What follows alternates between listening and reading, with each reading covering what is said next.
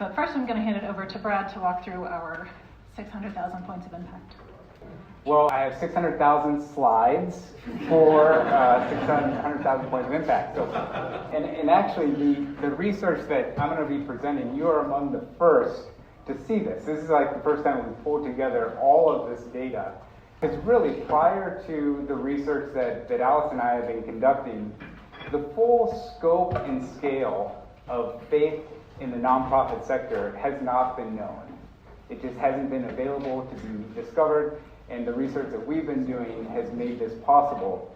And really, there's 4 critical factors that have brought us to this point. And I'm just going to walk you through those 4 critical factors. The first was, in 2015, a judicial decision. The federal judge ruled against the IRS and mandated the IRS to make publicly available nonprofit organizations' tax information. And so that was the first one where they released the data to the public.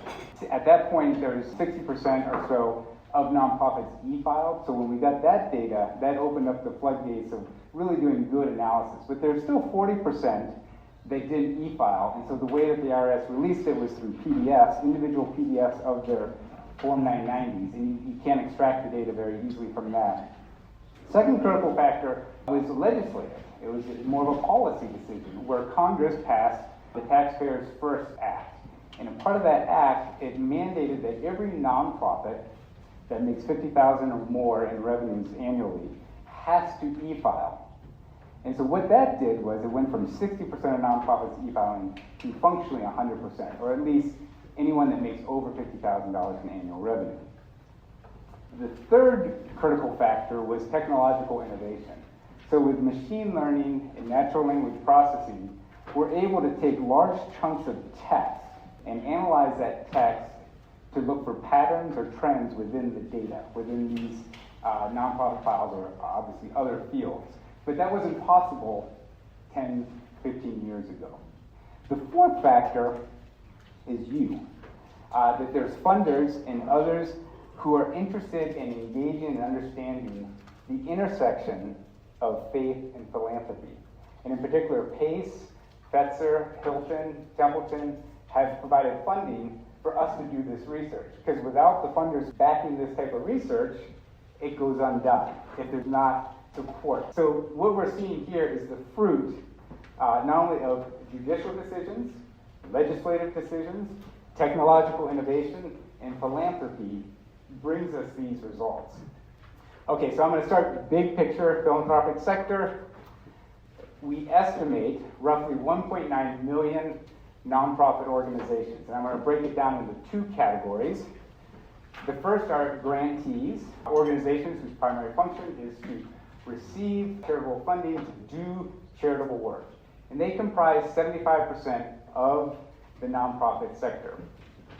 The other 25% is foundations. So roughly 450,000 foundations. Now I'm going to dig into this more deeply because these are just top-line numbers. And I'm going to focus first on the grantees. And again, the theme or thread to this is identifying the faith-inspired grantees. So I'm going to start with what was known. And that is 1.45 million grantees. 24% of those are congregations. Now, congregations are a tricky category because they're not required to file Form 990s or their annual tax records. About 60% do, either as individual congregations or as part of their larger denomination. But so they make up 24% of the nonprofit sector, and oftentimes they're not even included in the count of the number of nonprofits. So you might have looked at my number of 1.45 million nonprofit grantees, and you say, that seems kind of high. Well, it's high because I included congregations in that count. The next group is religion-focused grantees. So these are grantees whose primary activity is to promote religion. So, and that's what congregations do too. They promote or foster religion.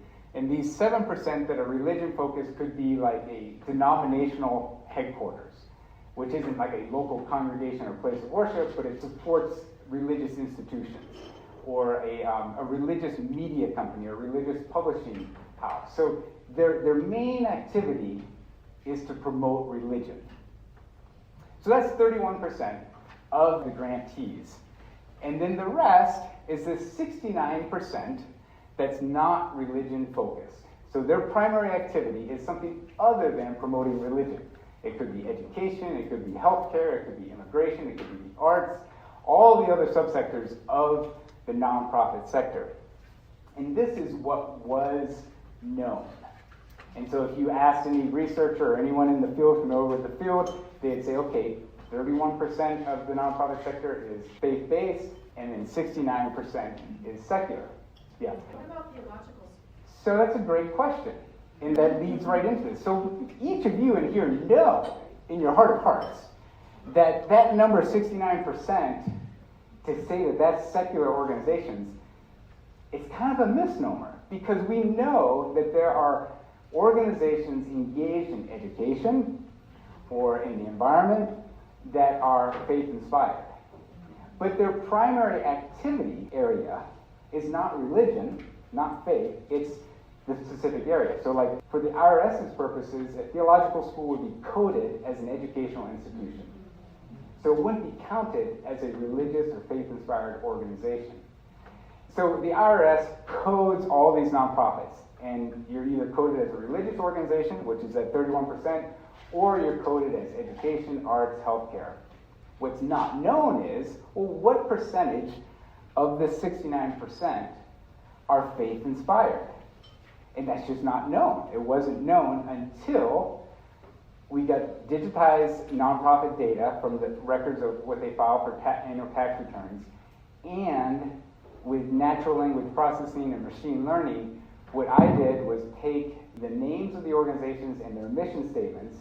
I created a dictionary of about 1,000 religious terms. So it's exhaustive. And it spans all different faith traditions.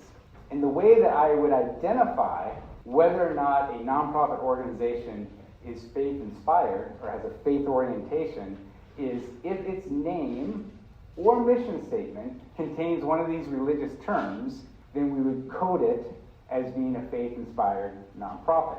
And then we did a bunch of due diligence because, for example, one of our religious terms is saint.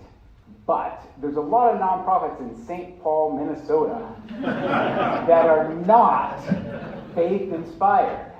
And so that's just one example, but there's plenty of others where we had to then go back in and identify all the false positives. So the ones that our initial pass coded as being religious, we then went through and created an algorithm that identified all these cases that would be flagged as false positive and turned them back into saying, oh no, they're not faith-inspired, they're actually secular.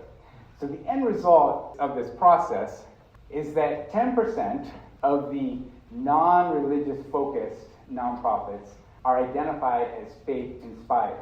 Actually, then a better way to think about it is this next slide. If we just focus on the not religious focused nonprofits or grantees, we see that 15% of those that are engaged in work like education, healthcare, immigration, the environment, the arts, 15% of those are faith-inspired. Now, on one level, you might think, 15%, that's not a ton. But I would say it's meaningful and substantial, especially if you think about it in terms of 150,000 organizations are out there doing this work of the common good, and they're inspired by their faith, they're motivated by their faith, they're oriented by their faith. So that's the grantees. If we then look at the foundations, the other 25% of the nonprofit sector, so you have 450,000 total foundations. Now, part of the research that Alice and I did was this number is a bit misleading. Because even though there are technically 450,000 foundations, what we found is that there's only about 280,000 active foundations. And our definition of active is, did the foundation distribute at least one grant in the past 5 years? Wow. So we had a very sort of generous definition, So part of my job as a researcher is to provide accurate descriptions of our social world. It isn't trying to impress you with, look at how big our field is, or look at how much we're doing. It's like, let's just hold a mirror up so that we can see what is reality. So on one level, you could say, gosh, 450,000 foundations. But no, actually, if we're honest with ourselves, it's about 280,000 that are active, that are doing the things that our foundations are designed to do. And amongst this 280,000, 20% are faith-inspired. So we did the same process of looking at the mission statement and the name of the organization to identify whether or not it's faith-inspired. And the other 80% would be identified as secular. Now, if you just look at the faith-inspired, the total assets, now this is a low-ball figure because we didn't have, like some foundations don't provide their mission statement. They're kind of not coded as being faith-inspired or secular. But we know that the total assets amongst faith-inspired foundations is at least $273 billion. It's more than that. We know it's more than that. It's just we don't have all the data yet. We don't have all the mission statements. And the annual giving is $18 billion. And so again, that's a floor level. We know there's more. Do they cluster in any types of, right, so some foundations have billions, Sure. cluster in range of There's some heavy hitters. So any type of analysis that we do, if you want to know the technical stuff, we log the values so that you want to create a normal distribution, because otherwise the Gates Foundations and others would like pull, whatever they're supporting, they get overemphasized. So there is a long tail of foundations out here that have the vast amount of the assets in total giving. But then there still is a good, meaningful core that make up a sizable amount of the field. Good question, yeah. Did you add any monetary requirements or data stipulations to that one grant in 5 years? Does it have to be a certain amount? No. So on their Form 990, they have to list if they distributed grants. I think with 990s it's 5,000 or more. So if you distribute a grant under 5,000, you don't have to report it. So technically, someone could be giving a $1,000 grant. But we weren't looking to eliminate people. We just wanted to know, hey, if you haven't been doing anything in the past 5 years, you should be a part of our analysis. Yeah. Brett, how did you account for DAFs? With a donor advised fund, so let's say like Fidelity Charitable. Fidelity Charitable files a 990, and then they list out all of their grantees. And this is really, and we're going to get into this in the next part. So although we don't know who the people giving to the DAFs are, we know where they decided to allocate all of their funding. So it looks like Fidelity Charitable is giving the money, but it's really someone behind it saying, give the money here, give the money here, give the money here. For this analysis, we treat the DAFs as one foundation. But for the next phase of analysis that we're going to be doing, we will disaggregate that. So we'll look at all of the different grantees that were being given funding. So one might be interested to know, gosh, Fidelity Charitable has all these DAFs giving out all this money. What percentage of their grantees are faith-inspired? And what percentage are secular? And what activity areas are those DAF funds going to? That's, I'll say, the next phase of analysis, of looking at the network. So this just sort of looks at the descriptive statistics of the field. The next phase would be, okay, but what's the network? These foundations that we're talking about, where are they distributing their funds? Is it going to secular organizations, faith-inspired? Is it going to the arts, to education? And even sort of your question, Bree, of even these faith-inspired, like the grantees, the group that has the smallest percentage of faith-inspired grantees is the arts. The group that has the highest percentage of faith-inspired is the social service, humanitarian aid type organizations, which sort of makes a little bit of intuitive sense. Environment is pretty low, has a smaller percentage of faith-inspired. International has a higher percentage of faith-inspired. So it isn't just an even distribution across all the subsectors. There is variation. And again, that's deeper analysis. So this is the big picture of faith-inspired grantees, faith-inspired foundations. But I want to bring this closer to home. Like, what are the implications for each of you in this room? And so Alice and I, we decided to do a case study on but with permission, and also analysis based on publicly available data. So we just took the data that's on their website and then ran it through my analysis. But sort of the question is you might be thinking to yourself, gosh, let's say you're a funder, what percentage of my grantees are faith-inspired? Do I know? Do we talk about this? Do we measure it? Or let's say you're a funder-serving organization, what percentage of your funding members are faith-inspired?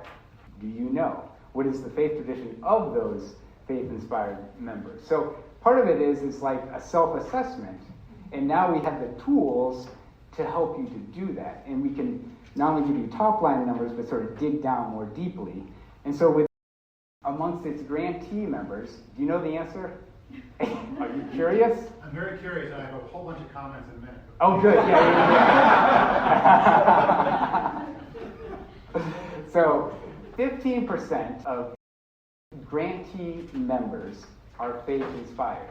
And I actually, I did some air checking of it to say, okay, is the analysis running the way that I think it would? And I found some very interesting patterns or trends. Like, there's this one set of grantees that they have chapters around the U.S. and even around the world, and they comprise about 70%. That one organization in all of its chapters comprise about 70% of all faith-inspired grantees. So on one level you think, wow, 15%, we're like on average, like with the field, but it's also highly clustered, but then they're underrepresented by the other faith-inspired. Yeah. So can I just make one comment? Yeah.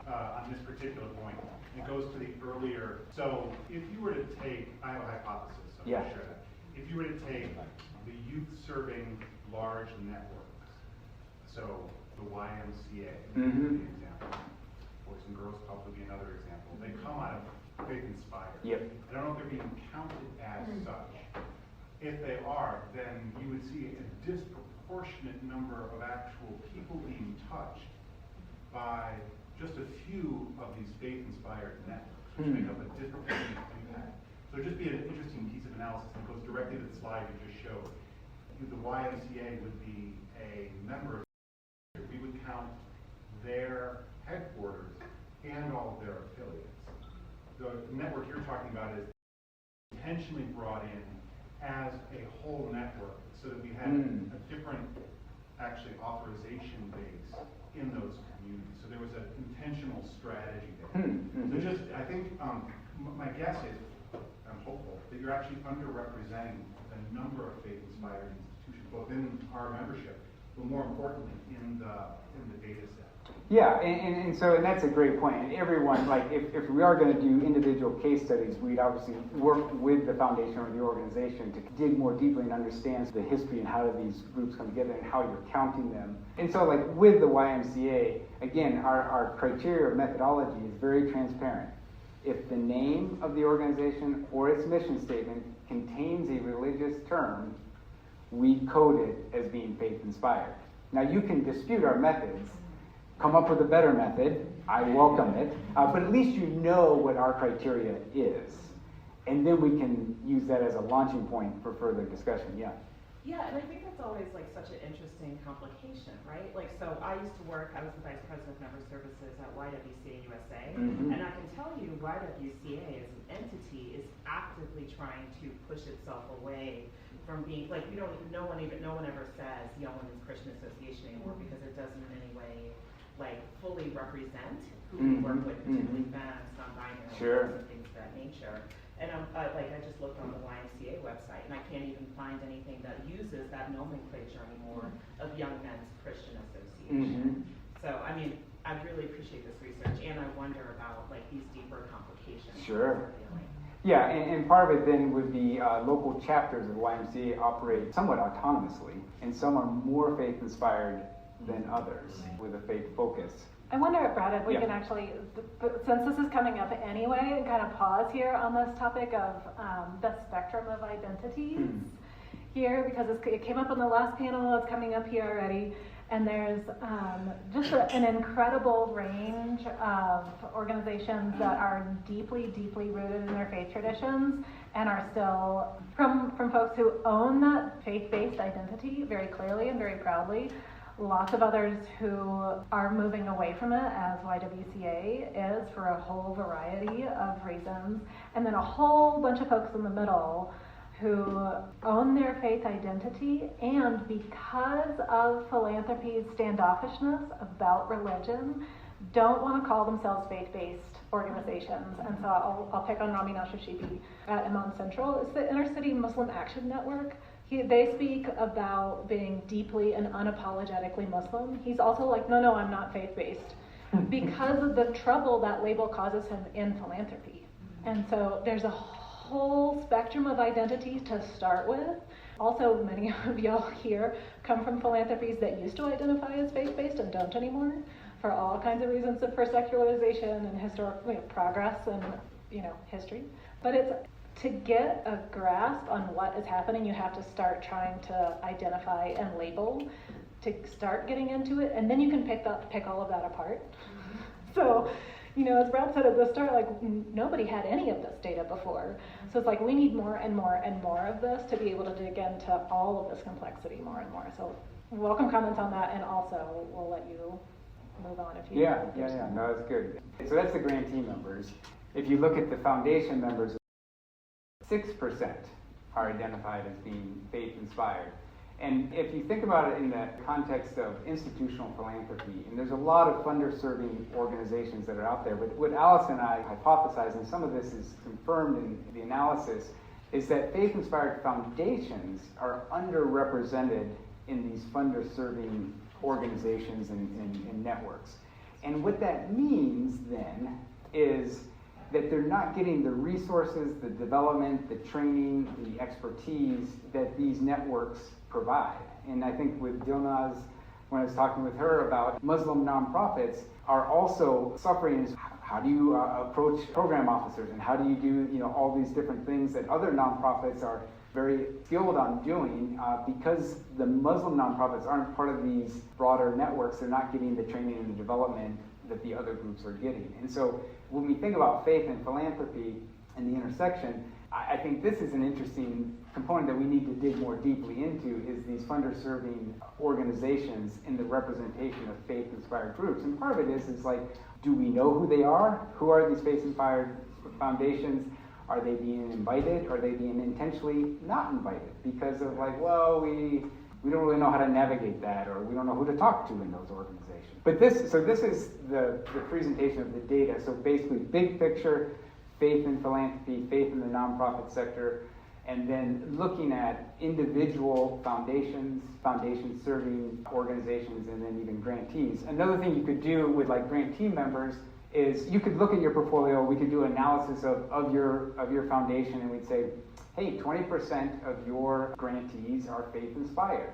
Now, you would probably then want to know, well, gosh, what are the distribution of activity areas that these faith-inspired groups, are they all clustered in international work? And it happens to be, we fund, World Vision, and so actually it's 20%, but it's really clustered in international. Or is it distributed? Are we funding faith-inspired arts organizations and things like that? So you can dig deeper, and really, again, the goal is just to understand reality.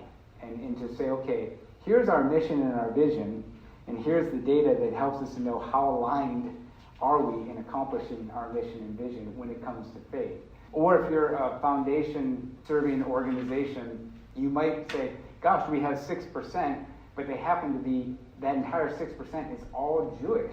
So that's interesting. So we do have some faith-inspired, but then we don't have any representation among Muslims or Christians. It's just all Jewish. So it isn't just being faith-inspired, but it's are you representative of the field? So there's a lot of different directions to take it in. The last thing that I'll talk about, which I think is personally very fascinating, with the network analysis that we're proposing to do, is you could take a secular foundation, and I could look at their network of grantees. And so this is a secular foundation that might even say, we don't really fund faith-inspired stuff. But I could look at their grantees and look at the percentage of their grantees that actually are identified as faith-inspired, even though the funder wouldn't know that they're faith-inspired. And we'd say, you know what? You're a faith-friendly foundation. You don't even know it. Our network analysis, just because of who you are associated with, or in a sense, who you're giving funding to, implicates you that you're friends with faith-inspired grantees. And they're like, really? It's just like if I looked at your social networks and you'd say, you would give me your own narrative of what your identity is and your social circles are. But then if I did a network analysis, I could say, yeah, but you also have leanings towards this because I'm looking at your friends and what your friends are interested in, and you might be surprised by your network and the analysis that comes out of it. So these are things that this type of research or analysis allows us to do. And to really, again, the goal is to hold a mirror up, to better understand ourselves as an organization, and is it aligned with where we want to be, and how do we need to adjust? Thank you.